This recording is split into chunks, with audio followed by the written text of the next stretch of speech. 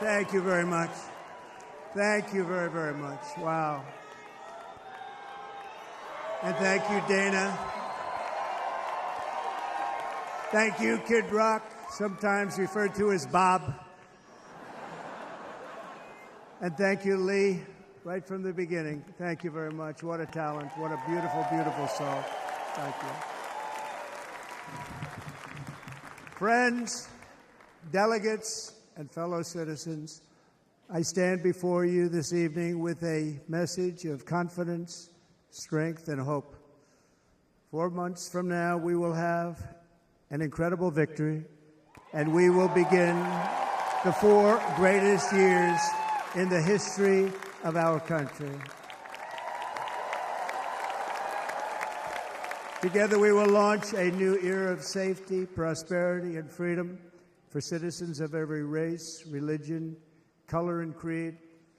The discord and division in our society must be healed. We must heal it quickly. As Americans, we are bound together by a single fate and a shared destiny. We rise together or we fall apart. I am running to be president for all of America, not half of America, because there is no victory in winning for half of America. So tonight, with faith and devotion, I proudly accept your nomination for President of the United States. Thank you.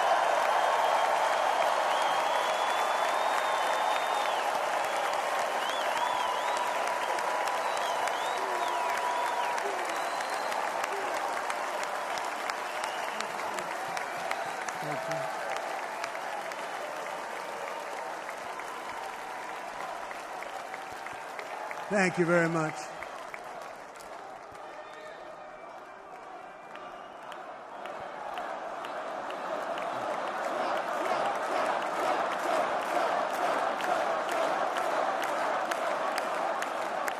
Thank you very much. And we will do it right. Going to do it right. Let me begin this evening by expressing my gratitude to the American people for your outpouring of love and support following the assassination attempt at my rally on Saturday.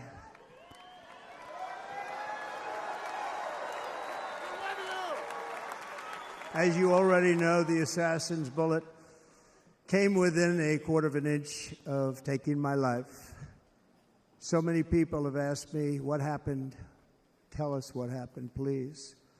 And therefore, I will tell you exactly what happened, and you'll never hear it from me a second time because it's actually too painful to tell.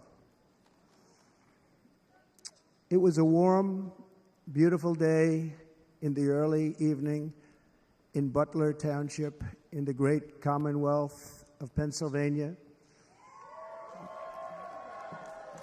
Music was loudly playing, and the campaign was doing really well.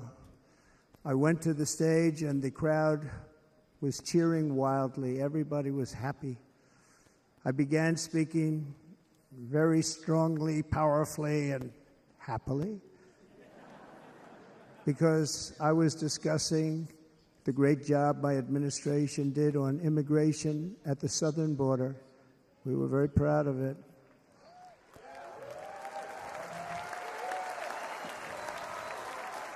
Behind me and to the right was a large screen that was displaying a chart of border crossings under my leadership. The numbers were absolutely amazing. In order to see the chart, I started to, like this, turn to my right and was ready to begin a little bit further turn, which I'm very lucky I didn't do, when I heard a loud whizzing sound and felt something hit me really, really hard on my right ear. I said to myself, wow, what was that? It can only be a bullet. and moved my right hand to my ear, brought it down. My hand was covered with blood, just absolutely blood all over the place.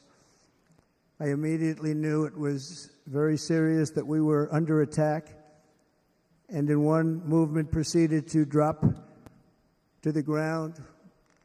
Bullets were continuing to fly as very brave Secret Service agents rushed to the stage, and they really did. They rushed to the stage.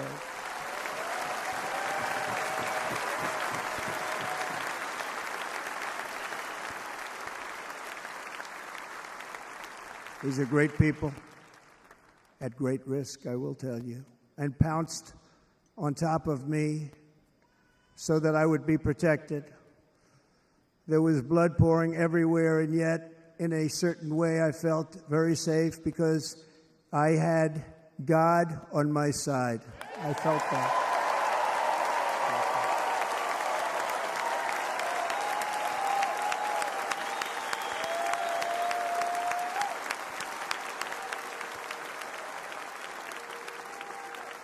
The amazing thing is that prior to the shot, if I had not moved my head at that very last instant, the assassin's bullet would have perfectly hit its mark, and I would not be here tonight. We would not be together.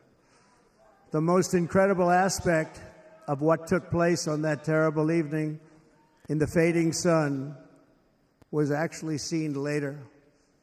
In almost all cases, as you probably know, and when even a single bullet is fired, just a single bullet, and we had many bullets that were being fired, crowds run for the exits or stampede, but not in this case. It's very unusual.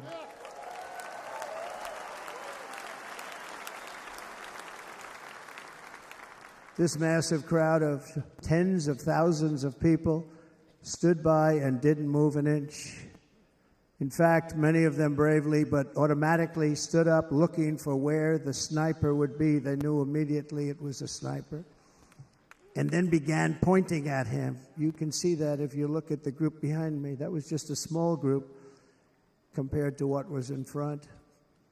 Nobody ran, and by not stampeding, many lives were saved.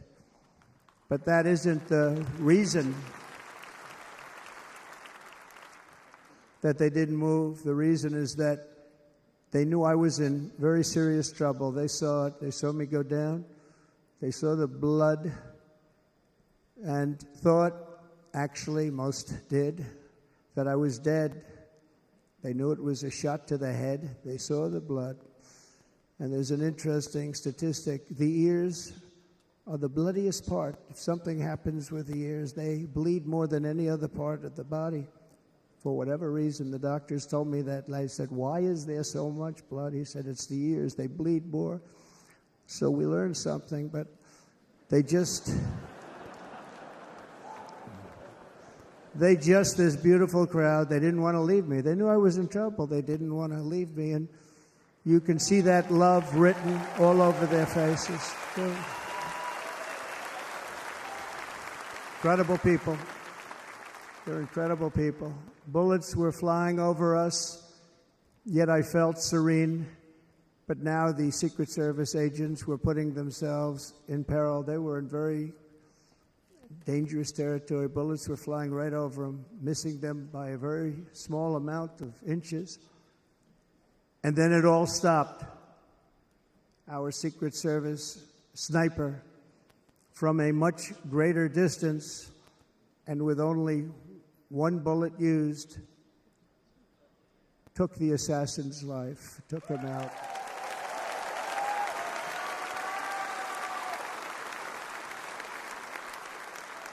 I'm not supposed to be here tonight. Not supposed to be here. Yes, you are.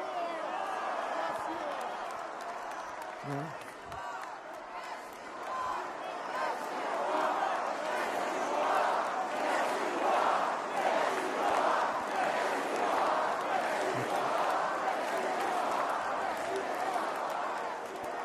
Thank you.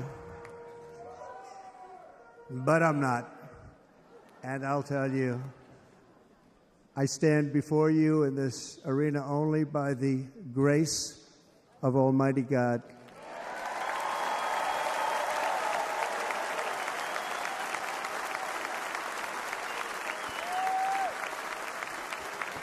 In watching the reports over the last few days, many people say it was a providential moment. Probably was. When I rose, surrounded by Secret Service, the crowd was confused because they thought I was dead, and there was great, great sorrow. I could see that on their faces as I looked out. They didn't know I was looking out. They thought it was over. But I could see it, and I wanted to do something to let them know I was okay. I raised my right arm, looked at the thousands and thousands of people that were breathlessly waiting, and started shouting, "Fight, fight, fight."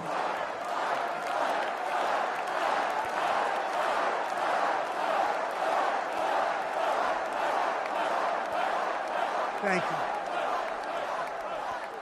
you. Once my clenched fist went up, and it was high into the air. You've all seen that. The crowd realized I was okay and roared with pride for our country like no crowd I have ever heard before. Never heard anything like it. For the rest of my life, I will be grateful for the love shown by that giant audience of patriots that stood bravely on that fateful evening in Pennsylvania. Tragically, the shooter claimed the life of one of our fellow Americans, Corey Comparator. Unbelievable person, everybody tells me. Unbelievable. And seriously wounded, two other great warriors. Spoke to them today. David Dutch and James Copenhaver.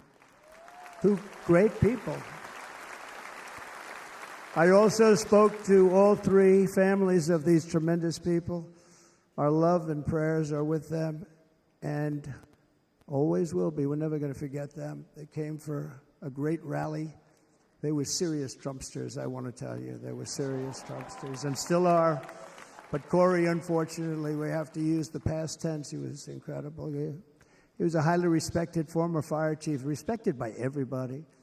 Was accompanied by his wife, Helen, incredible woman. I spoke to her today, devastated, and two precious daughters. He lost his life selflessly acting as a human shield to protect them from flying bullets. He went right over the top of them and was hit. What a fine man he was.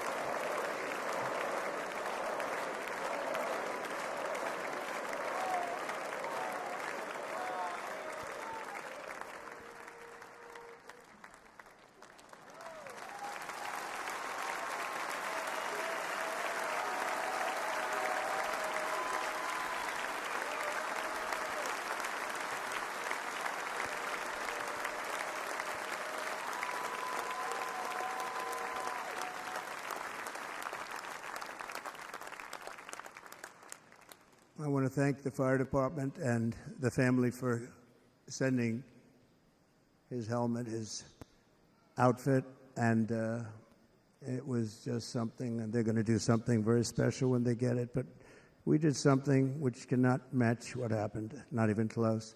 But I am very proud to say that over the past few days, we've raised $6.3 million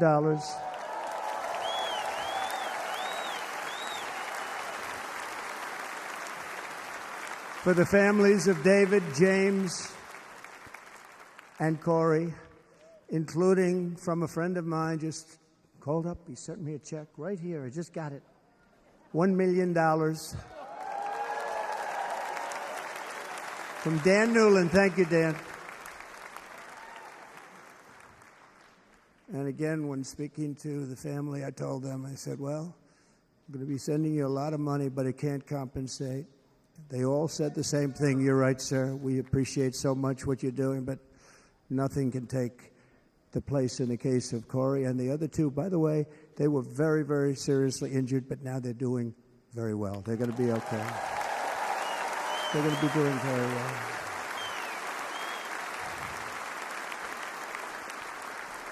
They're warriors. So now I ask that we observe a moment of silence in honor of our friend Corey.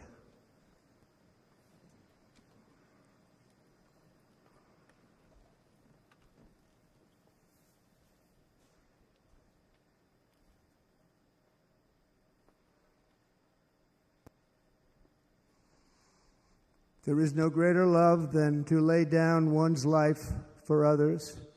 This is the spirit that forged America in her darkest hours, and this is the love that will lead America back to the summit of human achievement and greatness. This is what we need. Despite such a heinous attack, we unite this evening more determined than ever. I am more determined than ever, and so are you. So is everybody in this room.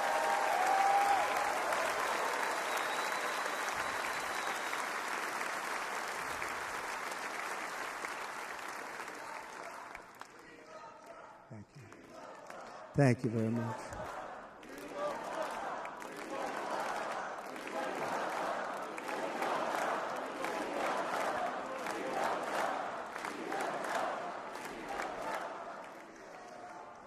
Our resolve is unbroken and our purpose is unchanged to deliver a government that serves the American people better than ever before. Nothing will stop me in this mission because our vision is righteous and our cause is pure.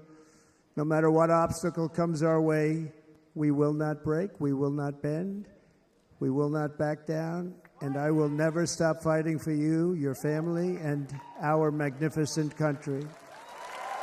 Never.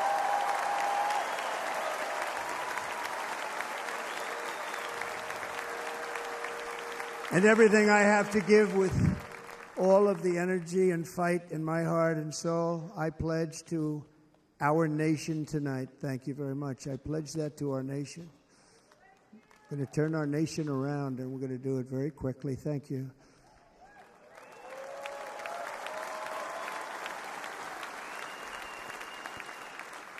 This election should be about the issues facing our country and how to make America successful, safe, free, and great again.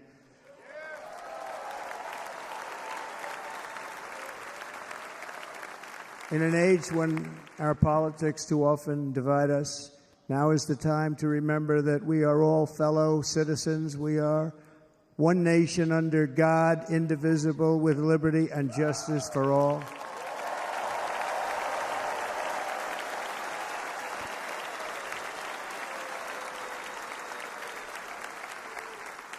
And we must not criminalize dissent or demonize political disagreement, which is what's been happening in our country lately at a level that nobody has ever seen before.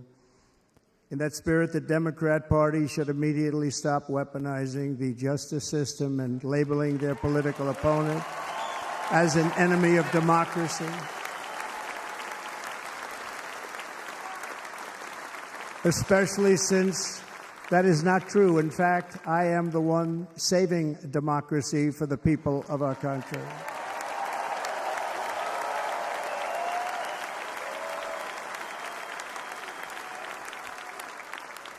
And very big news, as you probably just read, on Monday a major ruling was handed down from a highly respected federal judge in Florida, Eileen Cannon, finding that the prosecutor and the fake documents case against me were totally unconstitutional, and the entire case was thrown out of court.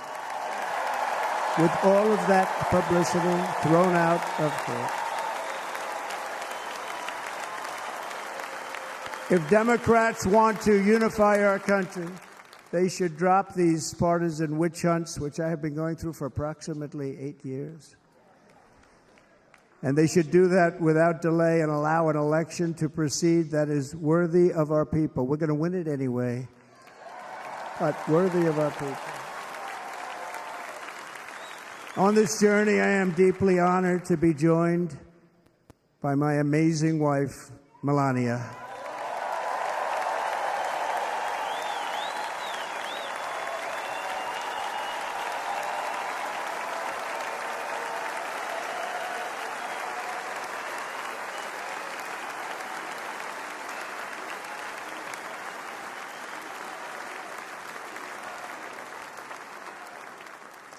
And Melania, thank you very much. You also did something really beautiful, a letter to America calling for national unity, and it really took the Republican Party by surprise. I will tell you, it was beautiful. In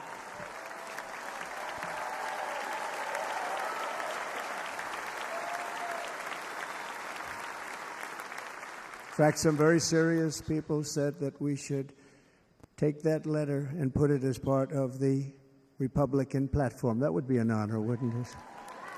Right, Mr. Congressman?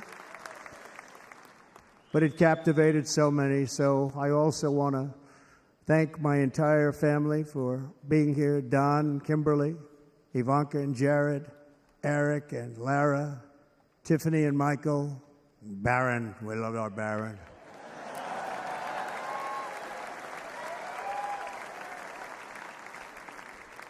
And of course, my 10 wonderful grandchildren. You saw a few of them up there on my lap before.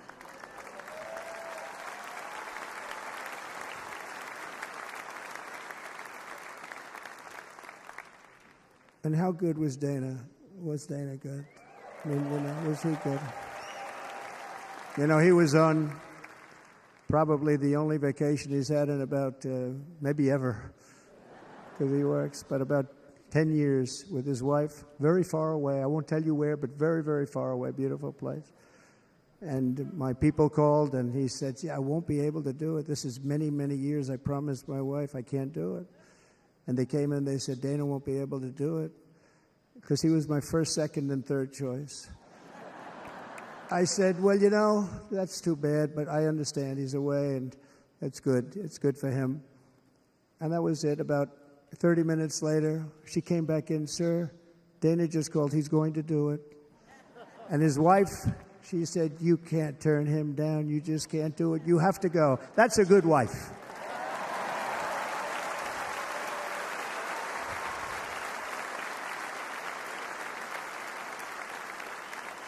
So he got on a plane. He got here a little while ago. Now he's going to get on the plane in a little while, and he's going to go back home to his wife. But they're great, and I just want to thank her and him and their whole family, because that's not easy. And Kid Rock, same thing. Called, he said, I want to be a part of it. I want to be a part, because, Kid does his great song, Big, Big Monster song. I had no idea. He became a friend of mine over the last 10 years. And he's amazing. Everyone loves him. I didn't even know how big he was. He has rallies, 35,000, 40,000 people he gets every time he goes out. I think he's making so much money, he doesn't know what the hell to do with it. You want to know? And then we have my other friend, and I've known him so long, and we took that song, and it was a big success, but we made that. I saw a chart of great songs to America. That was number 1 on the chart recently, number 1. So that's Lee Greenwood, a very special, beautiful person. He's a beautiful man. But they all wanted to be here. They called. And how about the Hulkster? How good was he? Is he up? Where is he? Boy, oh boy.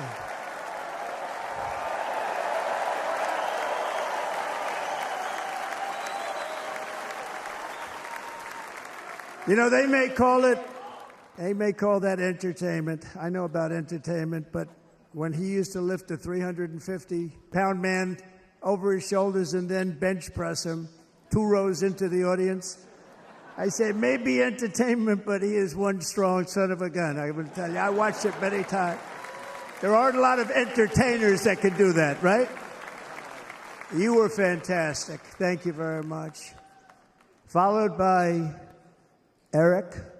What was that all about? Boy, that was good. I didn't want to really come up here.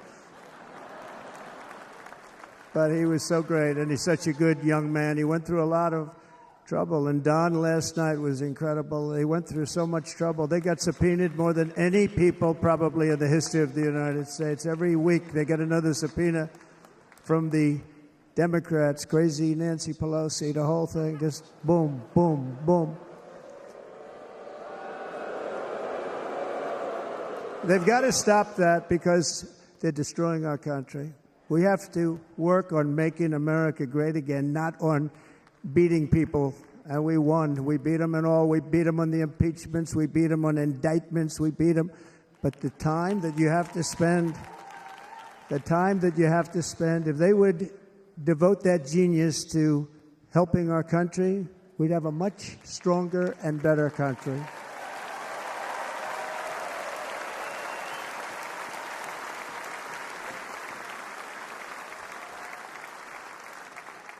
And Jason, the biggest star in country music. Jason, thank you for being here. Jason, thank you very much. Jason Aldean, he's good. I like his wife even better, by the way. She's here. Thank you, Jason.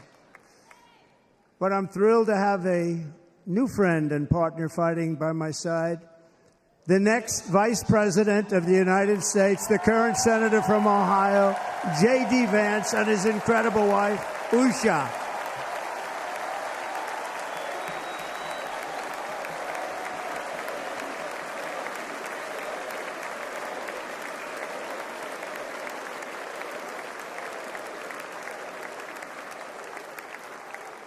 He's going to be a great Vice President. He's going to be great. He'll be with this country and with this movement, greatest movement in the history of our country, Make America Great Again.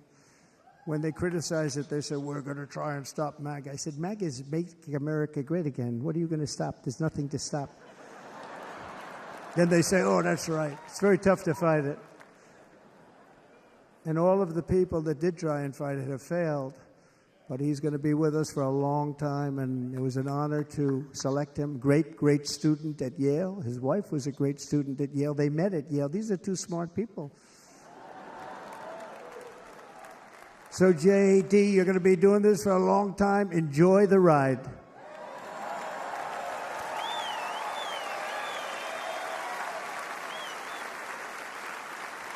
And a very special thank you to the extraordinary people of Milwaukee and the great state of...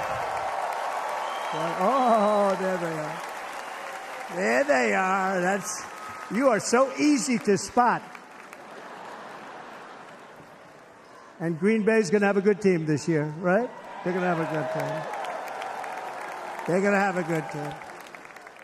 Most of the audience doesn't like it, but it's true. You're going to have a very good team this year. And by the way, Wisconsin, we are spending over $250 million here creating jobs and other economic development all over the place. So I hope you will remember this in November and give us your vote. I am trying to buy your vote. I'll be honest about that.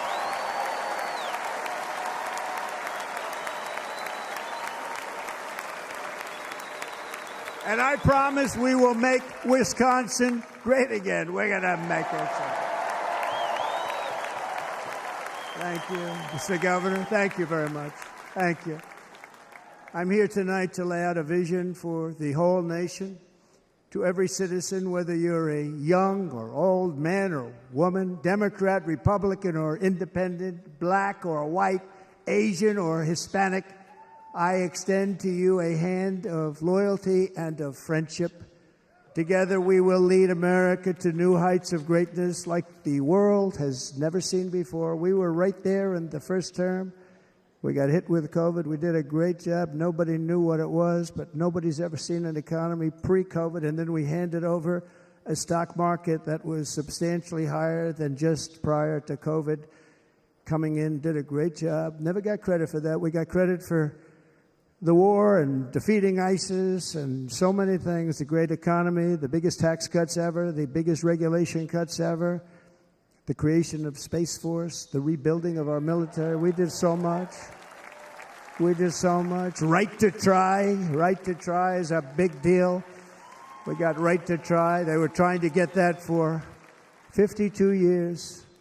Somebody's terminally ill, and hopefully there's nobody in this audience, but it does happen a lot. They're terminally ill and they can't use our new space-age drugs and other things that we are way ahead. We have the greatest doctors in the world, the greatest laboratories in the world, and you can't do it. They've been trying to get that approved for 52 years. Wasn't that easy? The insurance companies didn't want to do it. They didn't want the risk. The labs didn't want to do it because if it didn't work, people are pretty far down the line toward death. They didn't want to do it. The doctors didn't want to have it on their records, so I got everybody into an office. 52 years they tried. Sounds simple, but it's not. And I got them to agree that somebody that needs it will, instead of going to Asia or Europe or someplace, or if you have no money, going home and dying, just die. We got them to sign an agreement, agree to it, where they're not going to sue anybody. They're going to get all of this stuff. They're going to get it really fast. And what's happened is we're saving thousands and thousands of lives. It's incredible. Right to try. It's a great feeling. Under our leadership, the United States will be respected again. No nation will question our power. No enemy will doubt our might. Our borders will be totally secure. Our economy will soar. We will return law and order to our streets, patriotism to our schools, and importantly, we will restore peace, stability, and harmony all throughout the world. But to achieve this future, we must first rescue our nation from failed and even incompetent leadership. We have totally incompetent leadership. This will be the most important election in the history of our country. Under the current administration, we are indeed a nation in decline. We have an inflation crisis that is making life unaffordable, ravaging the incomes of working and low-income families, and crushing, just simply crushing our people like never before. They've never seen anything like it. We also have an illegal immigration crisis, and it's taking place right now as we sit here in this beautiful arena. It's a massive invasion at our southern border that has spread misery, crime, poverty, disease, and destruction to communities all across our land. Nobody's ever seen anything like it. Then there's an international crisis, the likes of which the world has seldom been part of. Nobody can believe what's happening. War is now raging in Europe and the Middle East. A growing specter of conflict hangs over Taiwan, Korea, the Philippines, and all of Asia. And our planet is teetering on the edge of World War III. And this will be a war like no other war because of weaponry. The weapons are no longer army tanks going back and forth shooting at each other. These weapons are obliteration.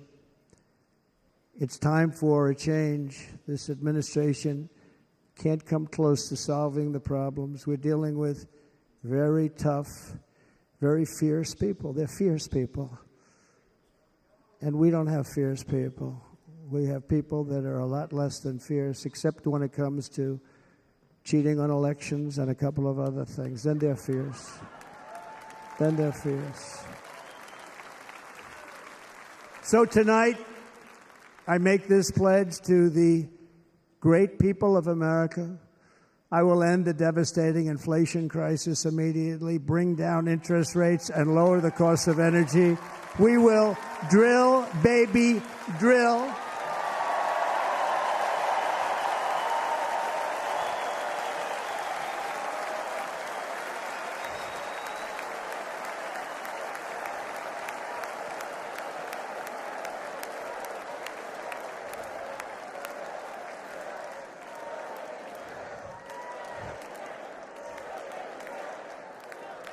Can you believe what they're doing? But by doing that, we will lead a large-scale decline in prices. Prices will start to come down. Energy raised it. They took our energy policies and destroyed them. Then they immediately went back to them, but by that time, So much was lost. But we will do it at levels that nobody's ever seen before. And we'll end lots of different things. We'll start paying off debt and start lowering taxes even further. We gave you the largest tax cut. We'll do it more. You know, people don't realize I brought taxes way down, way down, and yet we took in more revenues the following year than we did when the tax rate was much higher. Most people said, how did you do that? Because it was incentive. Everybody was coming to the country. They were bringing back billions and billions of dollars into our country. The companies made it impossible to bring it back. The tax rate was too high, and the legal complications were far too great. I changed both of them, and hundreds of billions of dollars by Apple and so many other companies were brought back into our nation, and we had an economy the likes of which no nation had ever seen. China, we were beating them at levels that were incredible. And they know it. They know it. We'll do it again, but we'll do it even better. I will end the illegal immigration crisis by closing our border and finishing the wall, most of which I've already built.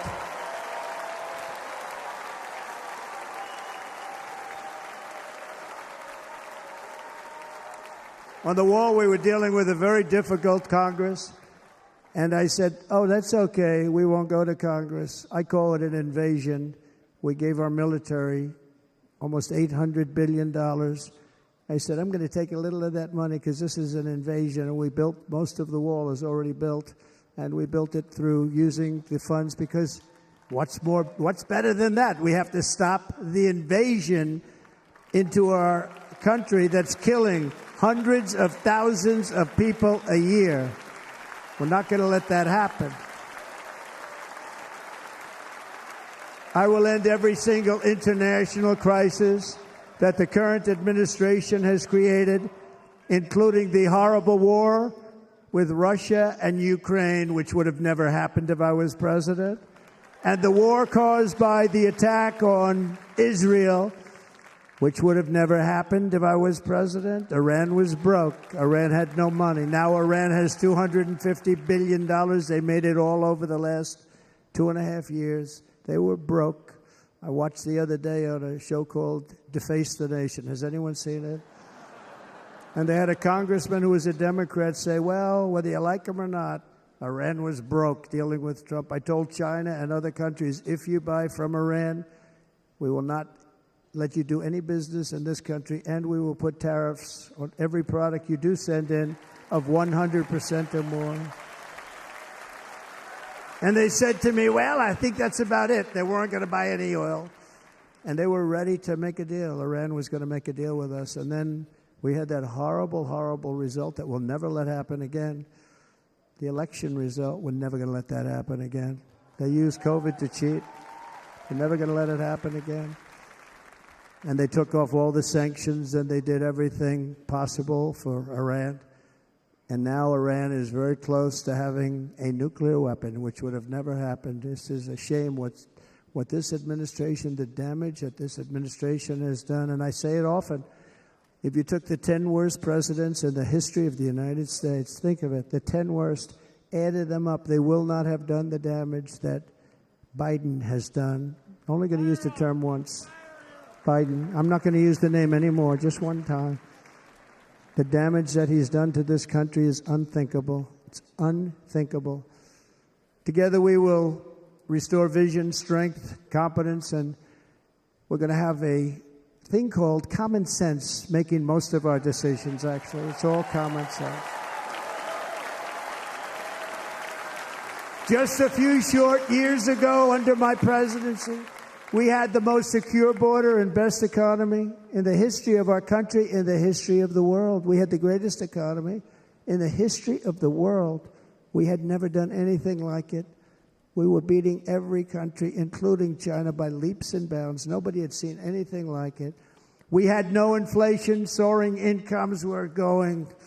Nobody can believe it. You can't believe what happened 4 years ago is happening now in reverse. And the world was at peace. Inflation has been a killer for our country. No matter what you make it doesn't matter because inflation is eating you alive. People that were putting away money, they were making great wages, the highest they've ever made, but they were putting away a lot of money. Now they are just being destroyed. They're not putting away anything. They're barely living. They're going into savings accounts. They're taking out their money to live because of inflation. Inflation, remember, it's called a country buster. You can go back to Germany from 100 years ago. You can go back to any country that suffered great inflation. We've suffered the worst inflation we've ever had. But go back and see what's happened to those countries. We've had the worst inflation we've ever had under this person. But in less than 4 years, our opponents have turned incredible success into unparalleled tragedy and failure. It's been a tremendous failure. Today, our cities are flooded with illegal aliens. Americans are being squeezed out of the labor force and their jobs are taken. And by the way, you know who's taking the jobs that are created? 107% of those jobs are taken by illegal aliens. And you know who's being hurt the most by millions of people pouring into our country? The black population and the Hispanic population, because they're taking the jobs from our black population, our Hispanic population, and they're also taking them from unions. The unions are suffering because of it. Thank you. Thank you. I like you too. Thank you very much.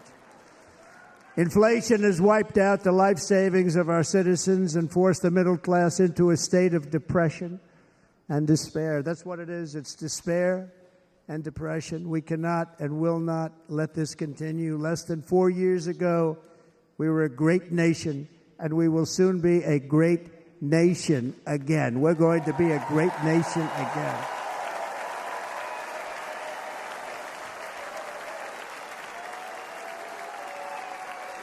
Thank you. With proper leadership, every disaster we are now enduring will be fixed, and it will be fixed very, very quickly. So tonight, whether you've supported me in the past or not, I hope you will support me in the future, because I will bring back the American dream. That's what we're going to do. You don't even hear about the American dream anymore. With great humility, I am asking you to be excited about the future of our country. Be excited. Be excited.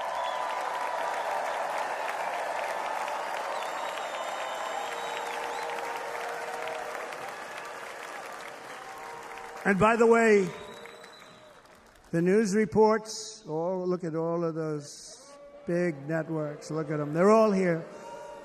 But every one of them has said this could be the most organized, best run, and most enthusiastic convention of either party that they've ever seen. Every single one.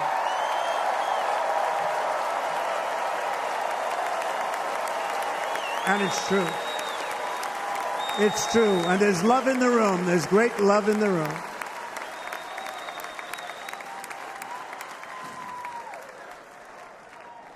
So I better finish strong. Otherwise, we'll blow it, and we can't let that happen.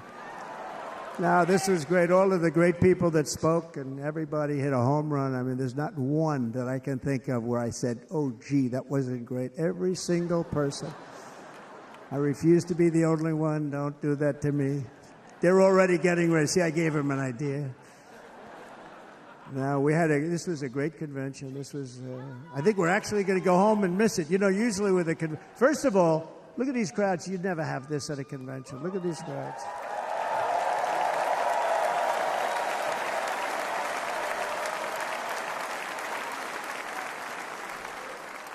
Love. It's about love. This week, the entire Republican Party has formally adopted an agenda for America's renewal, and you saw that agenda. And it's very short compared to the long, boring, meaningless agendas of the past, including the Democrats. They write these things that are hundreds of pages long, and they never read them after they're done. In their case, fortunately, they don't read them because they're pretty bad. It's a series of bold promises that we will swiftly implement when you give us a Republican House And Mr. Speaker, thank you very much. We have our great Speaker of the House with us tonight. Mr. Speaker, thank you very much. Thank you. A Republican Senate, we have many senators here. And send me back to our beautiful White House just a few short months from now. We're talking about just months. It can't come fast enough. We have to get it done. First, we must get economic relief to our citizens. Starting on day one, we will drive down prices and make America affordable again. We have to make it affordable. It's not affordable. People can't live like this. Under this administration, our current administration, groceries are up 57%, gasoline is up 60 and 70%, mortgage rates have quadrupled. And the fact is, it doesn't matter what they are because you can't get the money anyway. You can't buy houses. Young people can't get any financing to buy a house. The total household costs have increased an average of $28,000 per family under this administration. Republicans have a plan to bring down prices and bring them down very, very rapidly. By slashing energy costs, we will in turn reduce the cost of transportation, manufacturing, and all household goods. So much starts with energy. And remember, we have more liquid gold under our feet than any other country by far. We are a nation that has the opportunity to make an absolute fortune with its energy. We have it, and China doesn't. Under the Trump administration, just 3.5 years ago, we were energy independent. But soon, we will actually be better than that. We will be energy dominant and supply not only ourselves, but we will supply the rest of the world with numbers that nobody has ever seen, and we will reduce our debt, $36 trillion. We will start reducing that, and we will also reduce your taxes still further. Next, and by the way, they want to raise your taxes 4 times, think of it. And all my life I grew up watching politicians. I always loved politics, I guess. I was on the other side. I'd watch and they were always talking about, we will give you a tax cut. We will give you a tax cut. My whole life I was watching, I will give you a tax cut, right, Mr. Congressman? That's all they talked about. This is the only administration that said, we're going to raise your taxes by 4 times what you're paying now, and people are supposed to vote for them? I've never heard it. You're paying too much. We're going to reduce your taxes still further. We gave you the biggest one, as I said. We're going to give you more, and it's going to lead to tremendous growth. We want growth in our country. That's what's going to pay off our debt.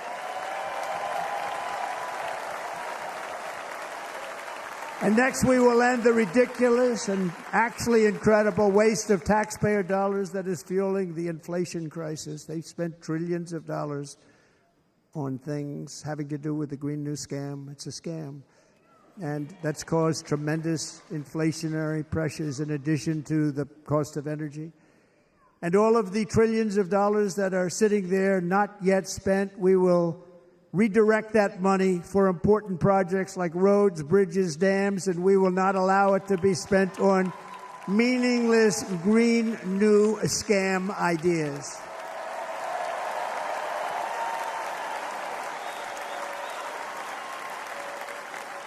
And I will end the electric vehicle mandate on day one.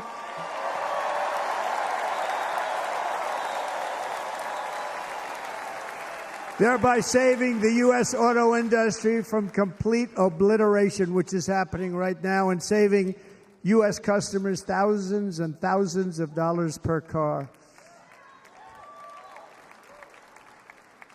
And right now, as we speak, large factories just started are being built across the border in Mexico. So with all the other things happening on our border, and they're being built by China to make cars and to sell them into our country.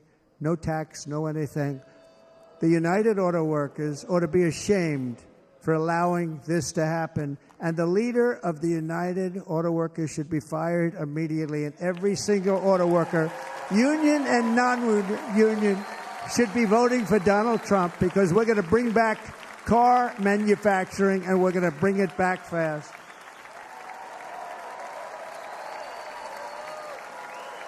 They're building some of the largest auto plants anywhere in the world. Think of it, in the world. We're going to bring it back. We're going to make them. We don't mind that happening, but those plants are going to be built in the United States, and our people are going to man those plants.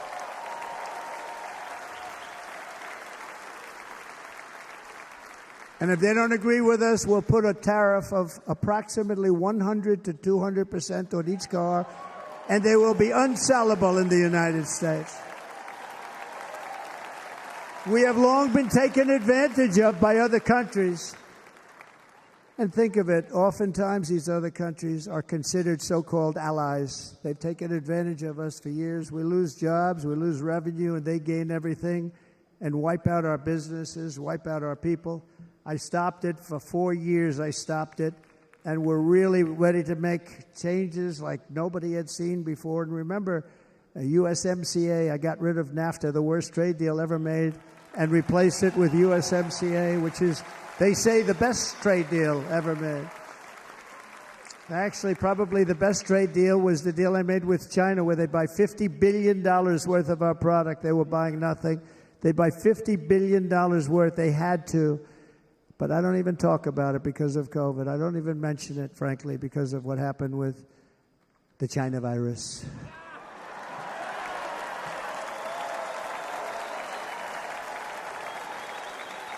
We will not let countries come in, take our jobs, and plunder our nation. They come and do that.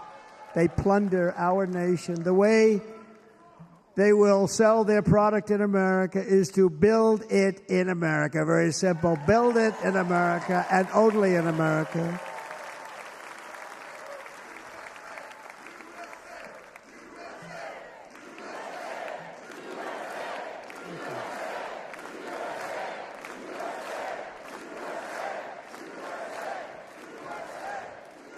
And this very simple formula, and Congress has to go along with us, and they will.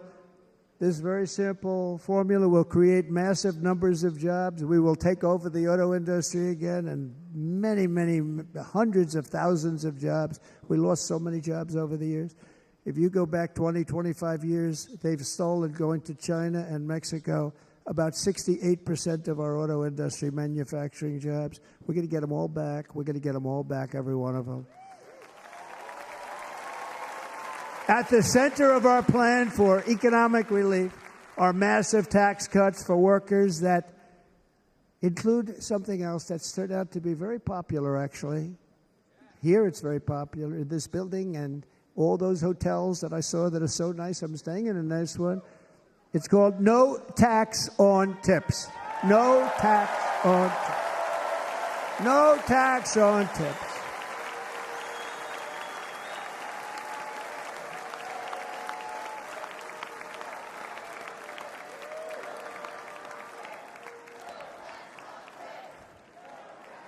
I got that by having dinner recently in Nevada, where we're leading by about 14 points.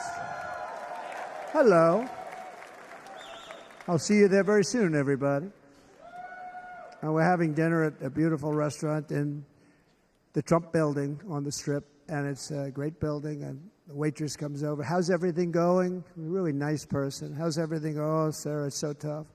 The government's after me all the time on tips, tips, tips. I said, well, they give you cash. Would they be able to find him? She said, actually, and I didn't know this. She said, very little cash is given. It's all put right on the check. And they come in and they take so much of our money, it's just ridiculous. And they don't believe anything we say. And they've just hired, as you know, 88,000 agents to go after them even more. And I said, this shows the level of my, most people go out, they hire consultants, they pay them millions of dollars. But I said to her, let me just ask you a question. Would you be happy if you had no tax on tips? She said, what a great idea. I got my information from a very smart waitress. That's better than spending millions of dollars. And everybody loves it. Waitresses and caddies and drivers and everybody. It's a large group of people that are being really hurt badly. They make money. Let them keep their money.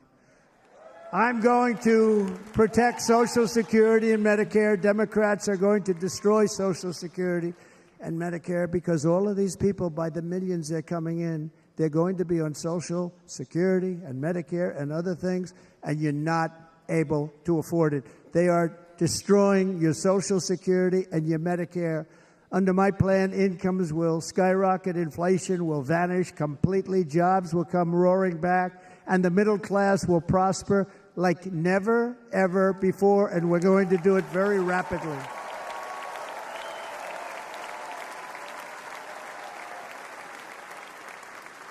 But no hope or dream we have for America can succeed unless we stop the illegal immigrant invasion, the worst that's ever been seen anywhere in the world. There's never been an invasion like this anywhere. Third world countries would fight with sticks and stones not to let this happen. The invasion at our southern border, we will stop it, and we will stop it quickly. You heard Tom Homan yesterday. Tom Homan, put him in charge and just sit back and watch. Brandon Judd of Border Patrol, he's incredible. These guys, they really, their job is a lot easier if they don't have to do anything, but they want to. They're patriots. Brandon Judd, Border Patrol, ICE. ICE goes out. You have to see what ICE does with MS-13. You have these are probably the worst gang, and ICE goes in there. And I know a lot of people in these rows here, and they're very tough people, but they don't want to do this job. They'll go into a pack of MS-13 killers. They're the worst, probably the worst gangs in the world. We have thousands of them. I moved thousands and thousands out in my 4 years. We moved them out, and it was a pleasure. But ICE would go right into a pack of these killers, and you see fists flying, you see everything flying, and then they take them. They put them in a paddy wagon. They take them back, and they get them out of our country. And the other countries weren't accepting them back, and I called up, and I said, tell them that we're not giving them economic aid anymore. And the next day, I got calls from all of these countries that were terminated. Billions of dollars we spend on economic aid to countries that does us, frankly, no good. And the next day, I was called by everybody. I couldn't take all the calls. Sir, what's the problem? I said, you won't take your killers back that you sent in caravans into America. You won't take them back. Well, sir, if you'd like us to, we would give very serious consideration to doing that. And within 24 hours, they were being taken back. For years and years, when I first came in, they said President Obama tried to get him to go back, and they wouldn't accept him. They'd put planes on the runway so you couldn't leave the plane. They'd close the road so you couldn't take the buses. They'd all have to turn back. As soon as I said no more economic aid of any kind to any country that does that, they called back and they said, sir, it would be our great honor to take MS-13. We love them very much. We love them very much, sir. We'll take them back. At the heart of the Republican platform is our pledge to end this border nightmare and fully restore the sacred and sovereign borders of the United States of America, and we're going to do that on day one.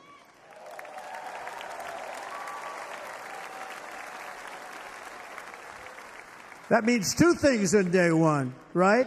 Drill, baby, drill, and close our borders.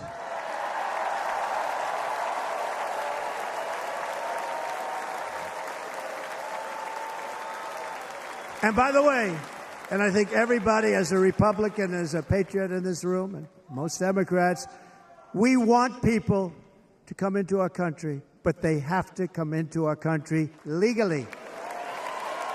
Legally. Less than 4 years ago, I handed this administration the strongest border in American history. But you can see on the chart that saved my life, that was the chart that saved my life. I said, look it, I'm so proud of it. I think it's one of the greatest. It was done by the Border Patrol, one of the greatest charts I've ever seen. It showed everything just like that. You know the chart. Oh, there it is. That's pretty good. Wow. Last time I put up that chart, I never really got to look at it. But without that chart, I would not be here today.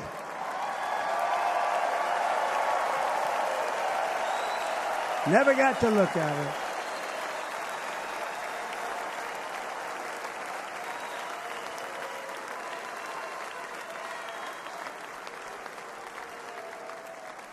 I said, you got to see this chart. I was so proud of it. And by the time I got to there, I never got to see it that day.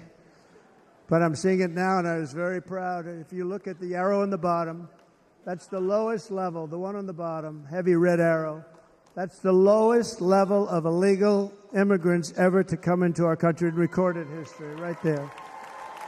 Right there. And that was my last week in office. And then you see what happened after I left. Look at the rest. And if you go out a little bit further, it's getting to be a little bit old, but I love it anyway, right? But you can go much higher with those numbers. Look what happened right after that. The invasion began. We had the opposite. We stopped the invasion. But the invasion that we stopped was peanuts by comparison to what happened after I left. Look at what happened after I left. They took over our country. We ended all catch and release. We shut down asylum fraud. We stopped human trafficking and forged historic agreements to keep illegal aliens on foreign soil. We want them to stay on their soil. Under the Trump administration, if you came in illegally, you were apprehended immediately and you were deported. You went right back. The current administration terminated every single one of those great Trump policies that I put in place to seal the border. I wanted a sealed border. Again, come in, but come in legally. You know how unfair it is? So many people, hundreds of thousands of people, have been working for years to come into our country. And now they see these people pour into our country at levels that are unprecedented. It's so unfair. And we're not going to do it. We're not going to stand for it. They suspended wall construction, ended remain in Mexico. We had a policy, remain in Mexico. You think that was easy to get from the Mexican government? But I said, you must give it to us. If you don't give it to us, there will be repercussions. And they gave it to us. But not easy. Canceled our Safe Third agreements. Demolished Title 42, implemented nationwide catch and release. That's catch and release where we catch them and release them into our country. We catch them and release them into Mexico. There's a slight difference. And took 93, this is the previous administration, 93 executive actions to throw open our border to the world. The entire world is pouring into our country because of this very foolish administration. The greatest invasion in history is taking place right here in our country. They are coming in from every corner of the earth, not just from South America, but from Africa, Asia, the Middle East. They're coming from everywhere. They're coming at levels that we've never seen before. It is an invasion indeed, and this administration does absolutely nothing to stop them. They're coming from prisons. They're coming from jails. They're coming from mental institutions and insane asylums. The press is always on me because I say this. Has anyone seen Silence of the Lambs? The late, great Hannibal Lecter. He'd love to have you for dinner. That's insane asylums. They're emptying out their insane asylums. And terrorists are coming in at numbers that we've never seen before. Bad things are going to happen. Meanwhile, our crime rate is going up while crime statistics all over the world are going down because they're taking their criminals and they're putting them into our country.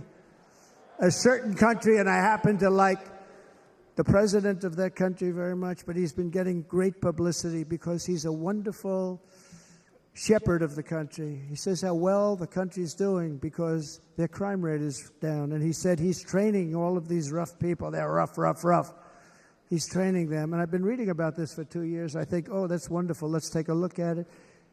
But then I realized he's not training them. He's sending all of his criminals, his drug dealers, his people that are in jails, he's sending them all to the United States. And he's different in that he doesn't say that. He's trying to convince everybody what a wonderful job he does in running the country. Well, he doesn't do a wonderful job. And by the way, if I ran one of the countries, many countries from all over, I would be worse than any of them. I would have had the place totally emptied out already.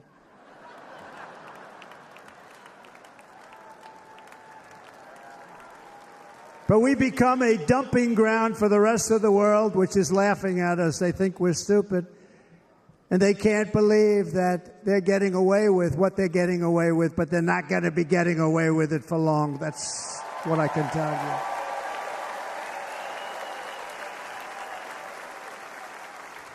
you. In Venezuela, Caracas, high crime. Caracas, Venezuela, really a dangerous place, but not anymore. Because in Venezuela, crime is down 72%. In fact, if they would ever win this election, I hate to even say that, we will have our next Republican convention in Venezuela because it will be safe.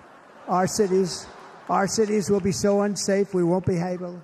We will not be able to have it there. In El Salvador, murders are down by 70%. Why are they down? Now, he would have you convinced that because he's trained murderers to be wonderful people. No.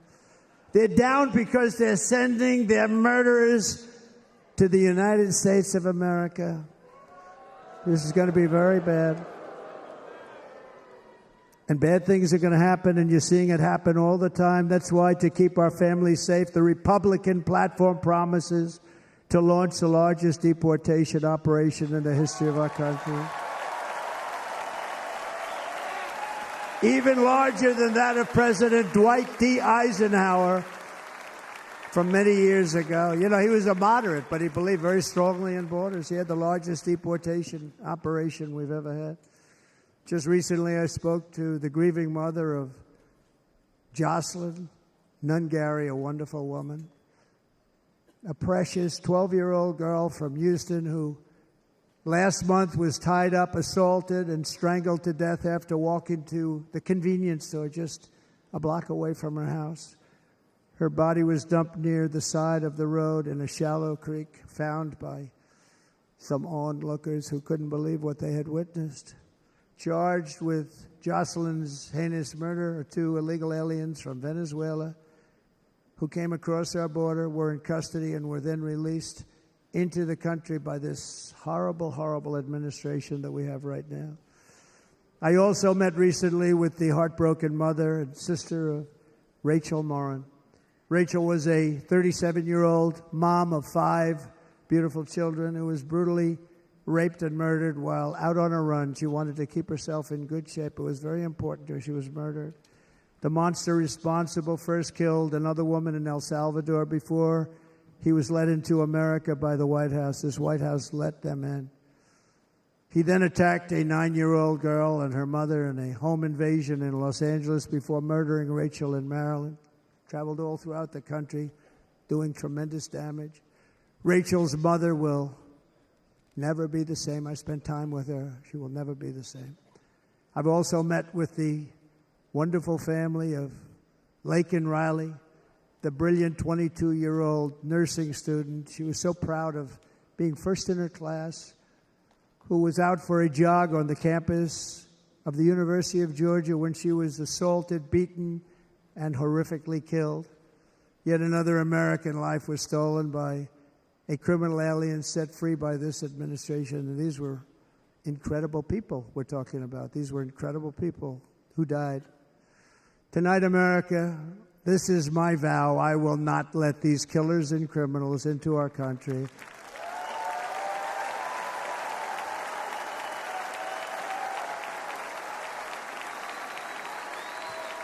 I will keep our sons and daughters safe. As we bring security to our streets, we will help bring stability to the world. I was the first president in modern times to start no new wars. You know, we were the toughest. We were the most respected. And you saw this. Hungry, strong country, run by a very powerful, tough leader. He's a tough guy. Press doesn't like him because he's tough. And he came out recently. They were asking him at an interview, the whole world is exploding. What's happening? What's going on? Viktor Orban, Prime Minister of Hungary, very tough man. He said, I don't want people coming into my country and blowing up our shopping centers and killing people. But they said to him, tell us what's going wrong, what's happening, what is it? He said, there's only one way you're going to solve it. You got to bring President Trump back to the United States because he kept everybody at bay. He used a word I wouldn't use because I can't use that word, because you'd say it was braggadocious. The press would say he was a braggart. I'm not a braggart. But Viktor Orban said it. He said Russia was afraid of him. China was afraid of him. Everybody was afraid of him. Nothing was going to happen. The whole world was at peace. And now the world is blowing up around us. All of these things that you read about were not going to happen. Under President Bush, Russia invaded Georgia. Under President Obama, Russia took Crimea. Under the current administration, Russia is after all of Ukraine. Under President Trump, Russia took nothing.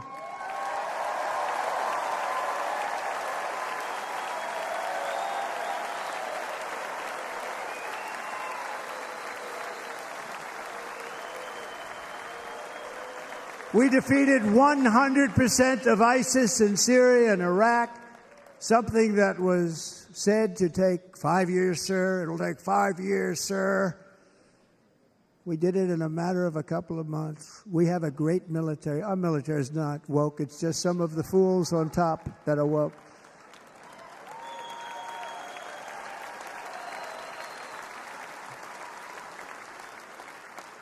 I got along very well. North Korea, Kim Jong-un, I got along very well with him. The press hated when I said that. How could you get along with him? Well, you know, it's nice to get along with somebody who has a lot of nuclear weapons or otherwise, isn't it?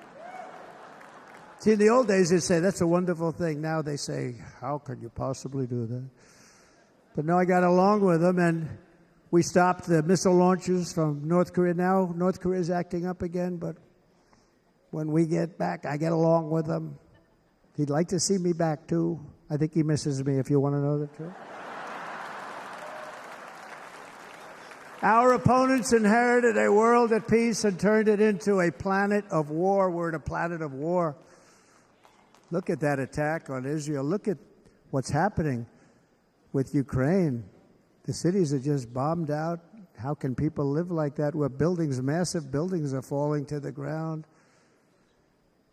It began to unravel with the disastrous withdrawal from Afghanistan, the worst humiliation in the history of our country. We have never had a humiliation like that. 13 heroic U.S. service members were tragically and needlessly killed. 45 others were horrifically wounded. Nobody ever talks about them. No arms, no legs, face explosions, horrifically wounded. And by the way, we have a man in this room who's running for the U.S. Senate from a great state, Nevada, named Sam Brown, who paid the ultimate price. Thank you, Sam. Thank you, Sam. Thank you. He paid the biggest price probably ever paid by anybody that is running for office, and I think he's going to do great.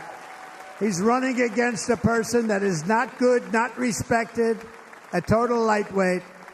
But Sam, I think, paid, really, we were talking about it with some of the senators that are working so hard for Sam, but he paid the biggest price of any senator ever to run for the Senate. I don't think anybody's ever what he did. He was a real hero, a really great person. And he's running, and I hope that everybody gets out and votes for Sam Brown.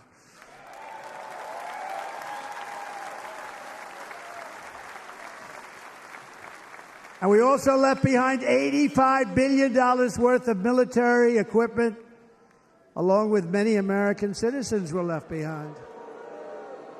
Many, many American citizens, emboldened by that disaster. Russia invaded Ukraine. They saw this group of people that were incompetent. We took the soldiers out first. No, we're going to take the soldiers out second. If they would have followed my plan, we had a great plan. But the plan only kicked in if they did everything perfectly. And they weren't doing things perfectly, so we said it doesn't kick in. You know, 18 months in Afghanistan, we didn't have one, so they were killing them left and right, snipers. And I spoke to the head of the Taliban. You've heard this story. Abdul, still there, still the head of the Taliban. The press got on me. Why would you speak to him? I said, because that's where the killing is. I don't have to speak to somebody that has nothing to do with it. And I told him, don't ever do that. Don't ever do that again. Don't ever, ever do that again. You've got to stop. Because during the Obama administration, many great people and soldiers, but a lot of soldiers were being killed from long distance. I said, if you keep doing that, you're going to be hit harder than anybody's ever been hit by a country before.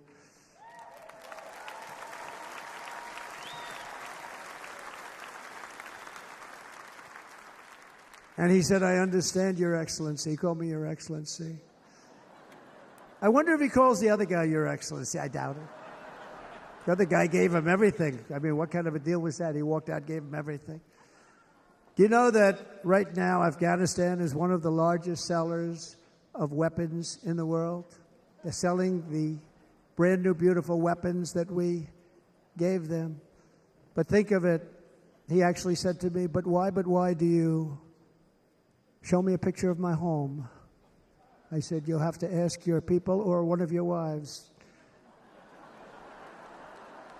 But he could figure it out. And for 18 months, we had not one attack on an American soldier by the Taliban. 18 months.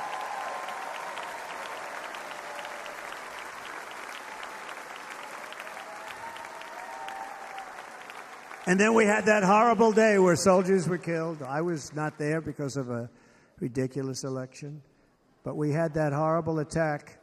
And they also gave up Bagram, one of the biggest bases anywhere in the world, air bases anywhere in the world, the longest runways, most powerful, hardened, thickened runways.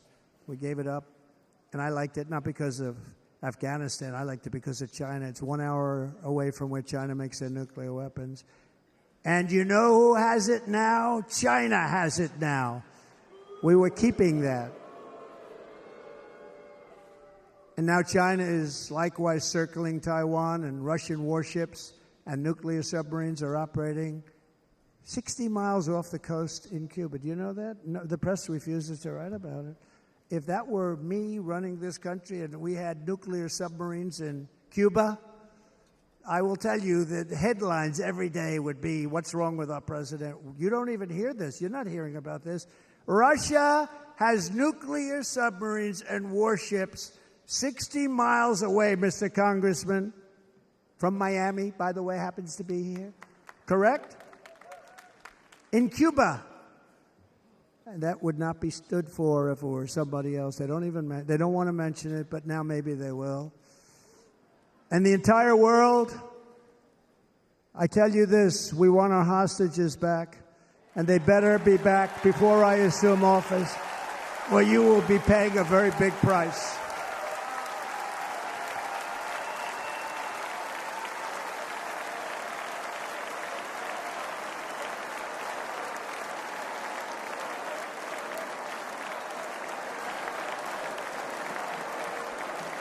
With our victory in November, the years of war, weakness, and chaos will be over. I don't have wars. I had no wars other than ISIS, which I defeated, but that was a war that was started. We had no wars. I could stop wars with a telephone call.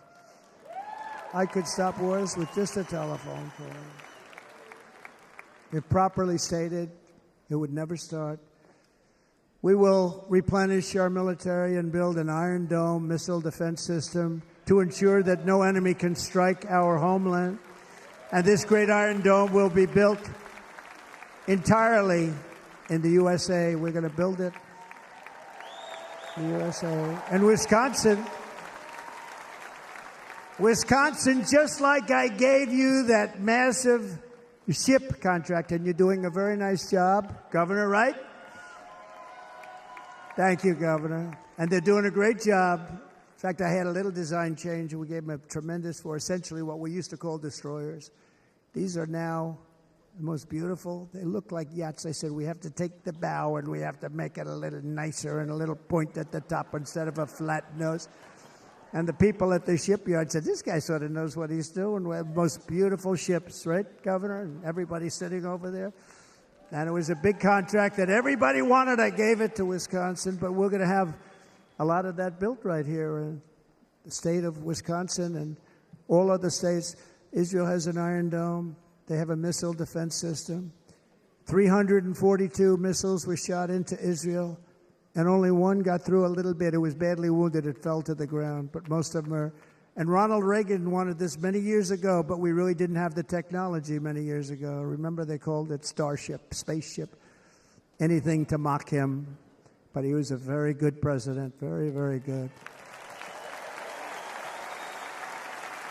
But now we have unbelievable technology.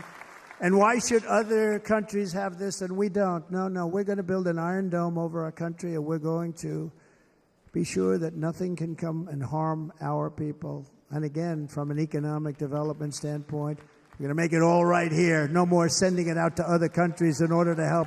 It's America first. America first. We will unleash the power of American innovation. And as we do, we will soon be on the verge of finding the cures to cancer, Alzheimer's disease, and many other diseases. We're going to get to the bottom of it. You remember this gentleman that I don't want to mention other than one time I had to, because when you say the 10 worst, I had to do it. I didn't want anybody to be confused. But this man said, we're going to find a cure to cancer. Nothing happened. We're going to get to the cure for cancer and Alzheimer's and so many other things. We're so close to doing something great.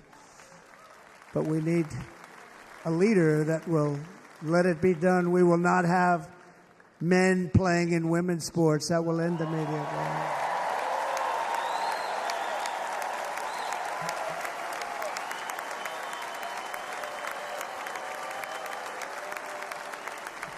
And we will restore and renovate our nation's once great cities, making them safe, clean, and beautiful again. And that includes our nation's capital, which is a horrible killing field. So many things. They leave from Wisconsin. They go to look at the Washington Monument. They end up getting stabbed, killed, or shot. We will be very soon very proud of our capital, again, Washington, D.C.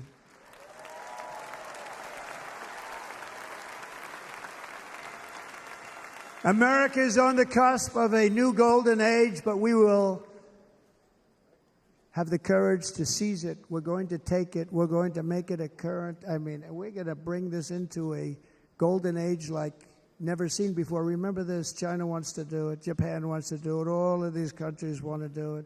We have to produce massive amounts of energy if we're going to produce the new. If you look at some of the things that have been done, and some of the things that we're going to do. But AI needs literally twice the electricity that's available now in our country. Can you imagine? But instead, we're spending places where they recharge electric cars. They built 8 chargers at a certain location toward the Midwest. 8 chargers for $9 billion. Think of them as a tank for filling up your gas. Think of it. They spent $9 billion on 8 chargers, 3 of which didn't work. And if you were going to do this all over our country, this crazy electric mandate, if you're going to do this and by the way, I'm all for electric. They have their application. But if somebody wants to buy a gas-powered car, gasoline-powered car, or a hybrid, they're going to be able to do it. And we're going to make that change on day 1.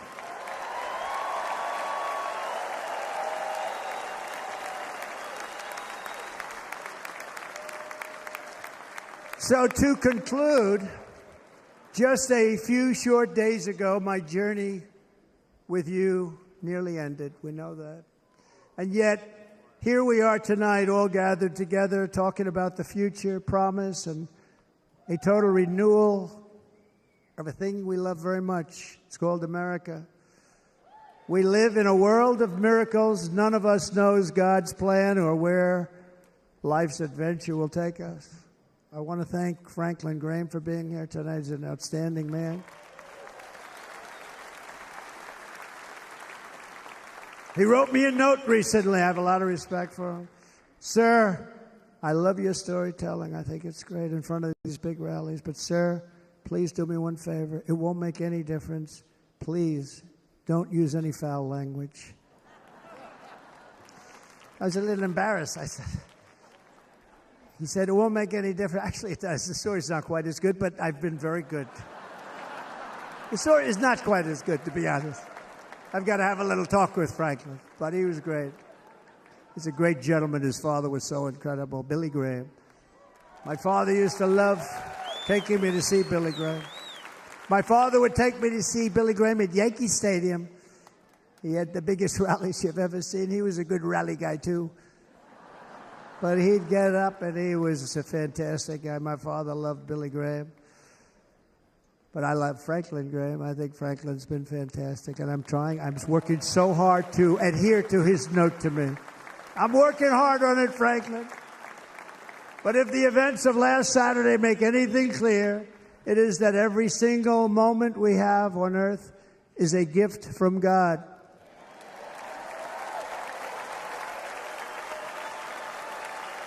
We have to make the most of every day for the people and for the country that we love. The attacker in Pennsylvania wanted to stop our movement, but the truth is the movement has never been about me. It has always been about you. It's your movement. It's the biggest movement in the history of our country by far. Can't be stopped. It can't be stopped. It has always been about the hardworking, patriotic citizens of America. For too long, our nation has settled for too little. We settled for too little. We've given everything to other nations, to other people. You have been told to lower your expectations and to accept less for your families. I am here tonight with the opposite message. Your expectations are not big enough. They're not big enough. It is time to start expecting and demanding the best leadership in the world, leadership that is bold, dynamic, relentless, and fearless. We can do that. We are Americans. Ambition is our heritage. Greatness is our birthright. But as long as our energies are spent fighting each other, our destiny will remain out of reach, and that's not acceptable. We must instead take that energy and use it to realize our country's true potential and write our own thrilling chapter of the American story. We can do it together. We will unite. We are going to come together, and success will bring us together.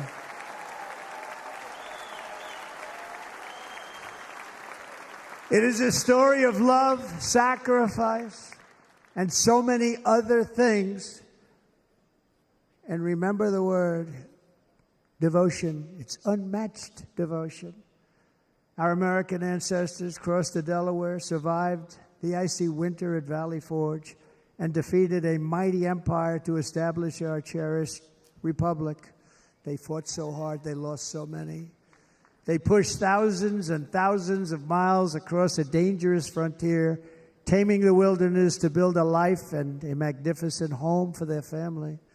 They packed their families into covered wagons, trekked across hazardous trails, scaled towering mountains, and braved rivers and rapids to stake their claim on the wide-open, new, and very beautiful frontier.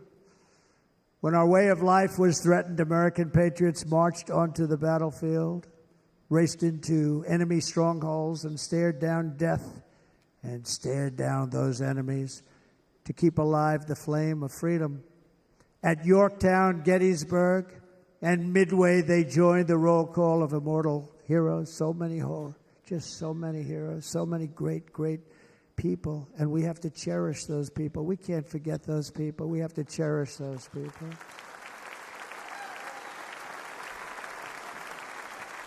And building monuments to those great people is a good thing, not a bad thing.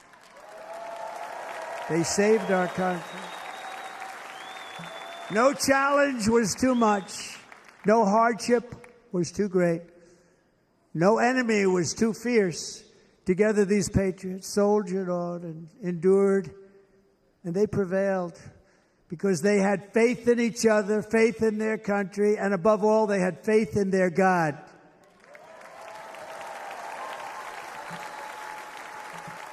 Just like our ancestors, we must now come together, rise above past differences.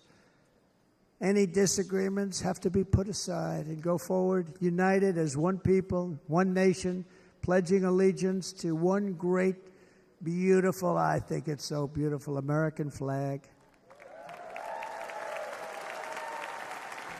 Tonight I ask for your partnership, for your support, and I am humbly asking for your vote. I want your vote. It's going to make our country great again. Every day I will strive to honor the trust you have placed in me, and I will never, ever let you down. I promise that. I will never let you down. To all of the forgotten men and women who have been neglected, abandoned, and left behind, you will be forgotten no longer. We will press forward, and together we will win, win, win.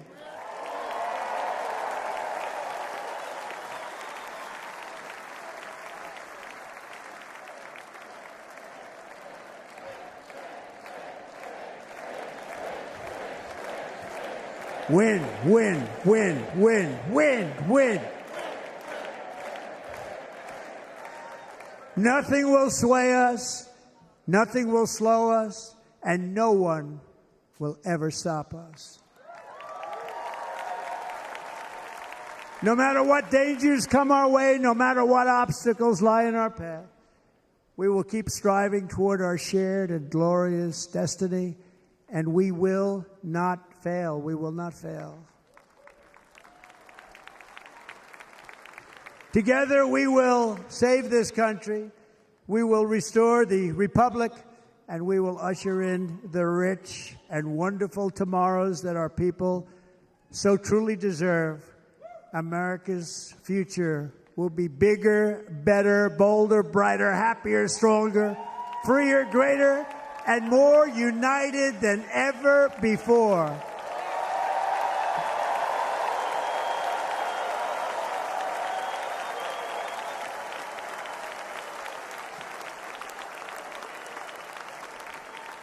And quite simply put, we will very quickly make America great again.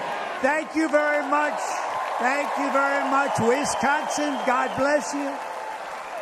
God bless you, Wisconsin, and God bless the United States of America, our great country. Thank you very much, everybody. Thank you.